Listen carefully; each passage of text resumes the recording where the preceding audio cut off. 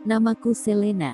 Aku lahir di distrik Sabit 6, 200 km utara kota Tisri, Klang Bulan. Itu bukan kawasan yang maju dan canggih. Itu kawasan kumuh, padat dan tertinggal. Aku yatim piatu sejak kecil. Orang tuaku petani jagung. Ayahku meninggal saat aku berusia 14 tahun karena sakit keras. Dia memiliki sakit bawaan, sejak kecil telah menderita. Keluarga kami miskin, kami tidak mampu membawa ayah ke pusat pengobatan mutakhir kota Tisri. Setelah berjuang selama berbulan-bulan, ayah meninggal, dimakamkan di distrik Sabit 6, pemakaman penduduk strata rendah. Kami tidak punya uang untuk mengirim ayah ke dalam sistem pemakaman kota Tisri yang modern. Ibuku menyusul ayah saat usiaku 15 tahun. Dia sakit-sakitan sejak ayah meninggal. Awalnya, hatinya yang sakit, separuh semangatnya hilang, kemudian menyusul fisiknya. Hilang keinginan sembuh, tidak bertahan lama, tidak ada biaya pengobatan. Ibu meninggal di suatu malam saat bulan tertutup awan pekat. Aku ingat sekali kejadian malam itu. Dengan senyum tipis ibu berkata kepadaku, "Selena, jadilah anak yang kuat. Kamu akan sendirian menghadapi kehidupan." Aku mengangguk pelan. "Ibu akan pergi, nak, seperti ayahmu. Maafkan ibu yang tidak bisa membesarkanmu dengan baik." Aku kembali mengangguk pelan. Aku tidak menangis. Sejak kecil aku tidak menangis, bahkan saat lahir aku pun tidak menangis. Kejadian langka yang kemudian membuatku kadang dipanggil anak yang tidak pernah menangis. Angin malam bertiup kencang memainkan rambut keritingku. "Selamat tinggal, Selena." Ibu menggenggam jemariku, memejamkan matanya, "Pergi selama-lamanya." Esok pagi-pagi tubuhnya dimakamkan di sebelah ayah. Itu kelebihan pemakaman penduduk strata rendah, setidaknya pusara berbentuk bundar ayah dan ibu bisa bersisian di belakang kebun jagung kami.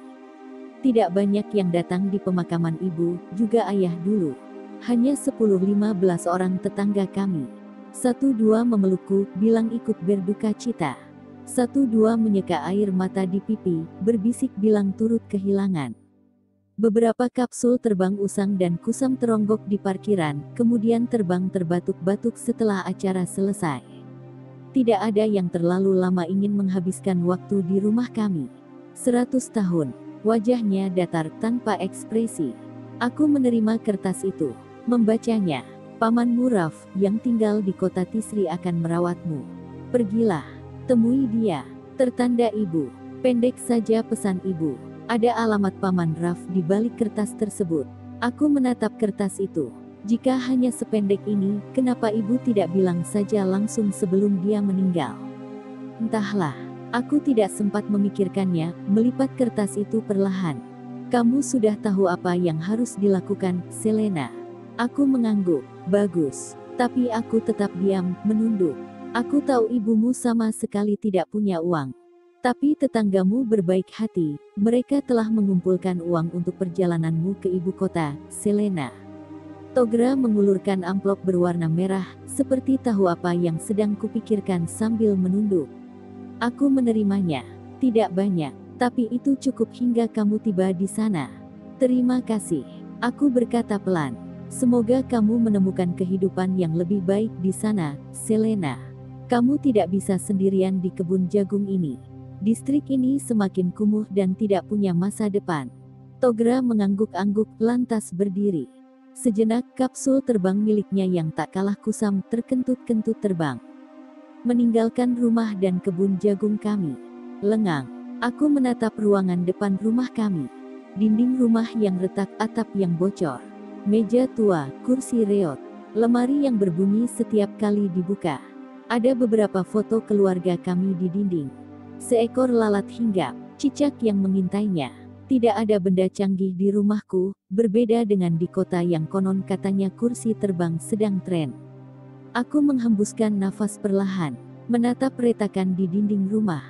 Aku hafal sekali setiang senti ruangan ini, bahkan jika itu kata ayah dulu, memujiku, lantas mengusap rambutku. Mencoba membesarkan semangatku setiap kali aku pulang bermain dan melapor, teman-teman yang lain baru saja mengolok-olokku. "Itulah kelebihanmu, Selena.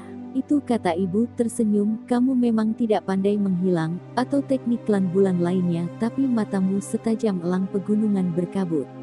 Ingatanmu sekuat gurat air di sungai-sungai jauh. Kamu punya bakat hebat. Ibu juga mencoba menyulam sedih hatiku setiap kali teman-teman menjadikanku bulan-bulanan.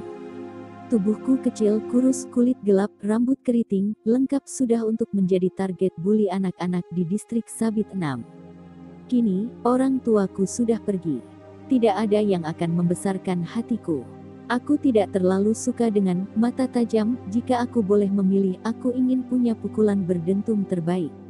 Agar aku bisa melawan orang-orang yang menjahiliku. Atau menghilang, agar aku bisa menghilang dari orang-orang yang menertawakanku. Aku menghela nafas lagi, pindah menatap keluar jendela. Di sana traktor terbang tua milik ayah teronggok, juga peralatan bertani yang lebih sering rusak daripada berfungsi. Kebun jagung kami kering.